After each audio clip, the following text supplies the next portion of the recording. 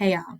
So today we're going to explore the organelles that are within our two main types of cells. So before we hop into the organelles, let's stamp a few things. The first thing is that there are two types of cells.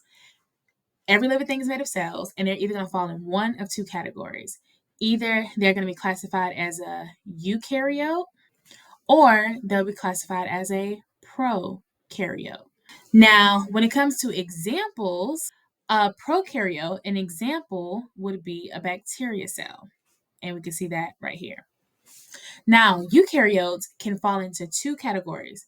They can either be a plant cell or an animal cell. What makes this eukaryotic different from a prokaryotic is the fact that it has this nucleus structure right here, and it also has a lot of other membrane-bound organelles. Now that we know the two types of main cells and then some examples of what that can look like, we're going to go ahead and explore the organelles within those cells, and we're going to compare them to see what organelles are similar, what organelles are different, and so that we can identify those markers for our cells. The first thing that we're going to distinguish is the nucleus. So this is represented by letter C, and this structure is large and round, and honestly, it kind of looks like an eyeball. And the function of the nucleus, it is the site of chromosomes. So it's basically where DNA is stored and where RNA is synthesized. And we're going to learn a little bit more about RNA in future units.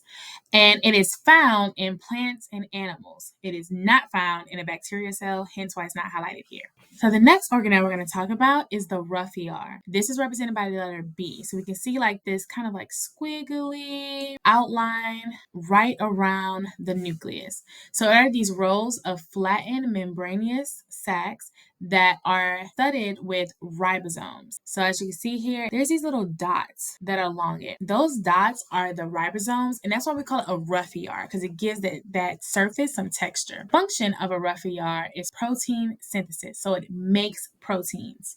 So I like to think of the rough ER as kind of like the factory for protein making, because it makes the ribosomes that make the proteins. And rough ER is found in plants and animals. Next, we have the smooth ER.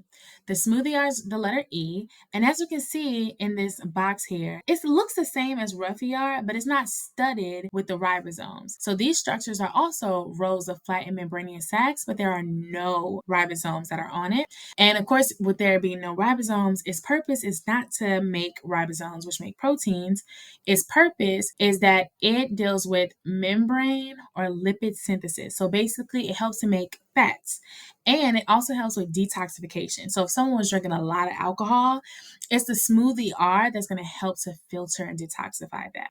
And this is found in plants and animals. It is not found in bacteria, which are prokaryotic cells. Next, we have the Golgi apparatus, and sometimes it's called the Golgi body.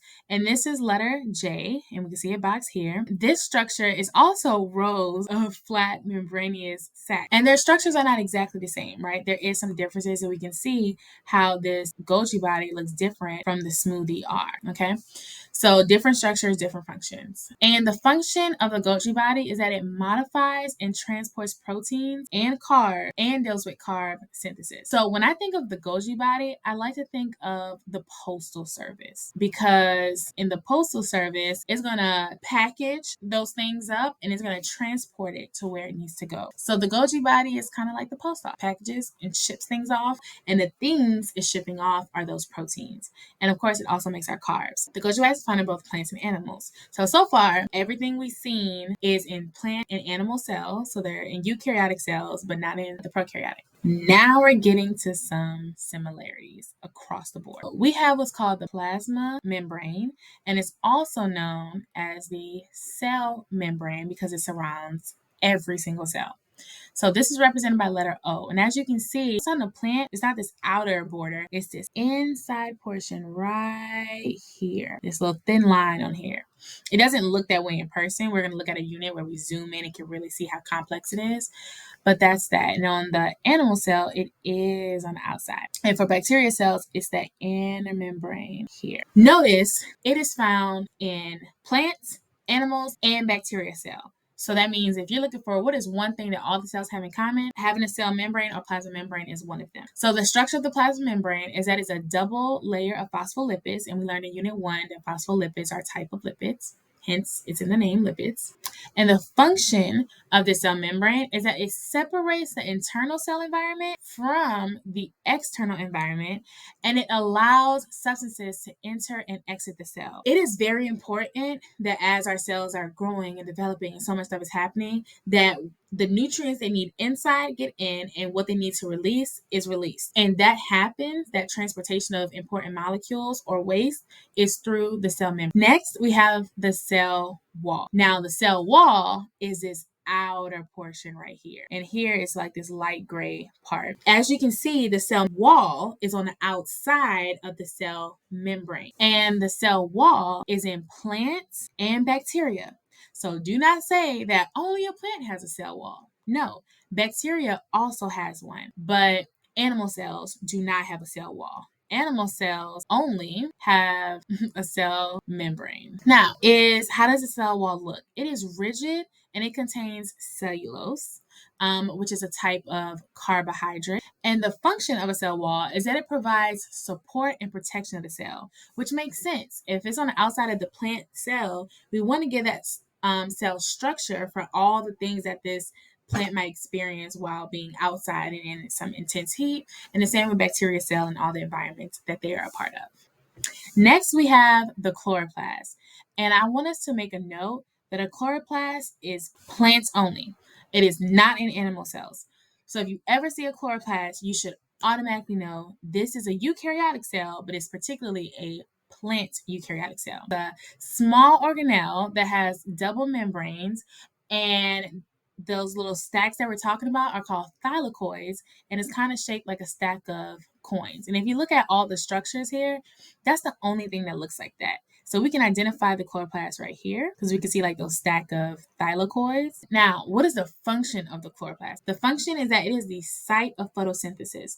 This is where the plant takes that sun energy plus that water plus the carbon dioxide that we release, and it turns it into glucose and oxygen. But particularly photosynthesis is its main purpose is to make this glucose. And that is the food for the plant. And of course, the plant needs that to survive. Chloroplasts are extremely important in plants. And if they didn't have them, they wouldn't be here. And if plants weren't here, we get oxygen from them. So if they weren't here, we literally would not be able to live. Next, we have the central vacuole.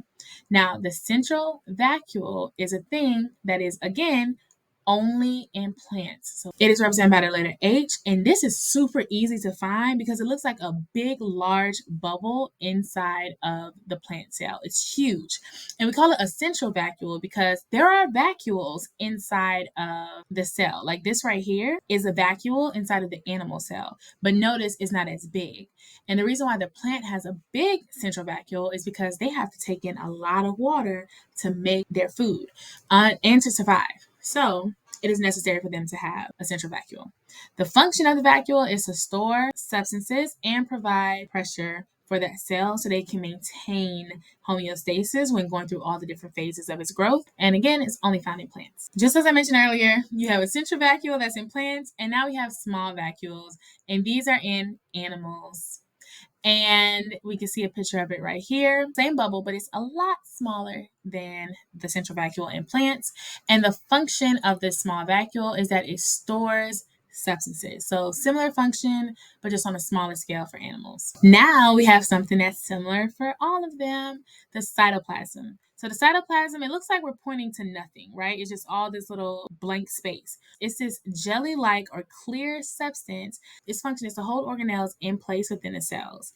So it's like having jello with a fruit inside, and you can see it and things are movable, but it's clear. And cytoplasm is cool because just like the cell membrane, it is in plants, animals, and bacteria cells. Next, we have ribosomes. And just like the cell membrane in cytoplasm, ribosomes are also in all of the cells. It's in plants, animals, and bacteria. Ribosomes are these tiny organelles that contain rRNA and protein. And their function is that it's a site of protein synthesis. This is where we are going to make proteins, and proteins play a pivotal role in our life. And we know that's true because in our unit of biochemistry, we looked at all of the functions of proteins, and there was like 8 plus. So it is very critical for us to make these proteins, and ribosomes help with that. As I mentioned earlier, ribosomes can be attached to the rough ER. You can see me kind of representing that with these red dots on the screen, or they can be what we call free ribosomes, which are the ribosomes that just kind of flow around the cell. And you're going to see me kind of circle that. And we can also see them here in the bacteria cell. Now we have the mitochondria, the mighty mitochondria.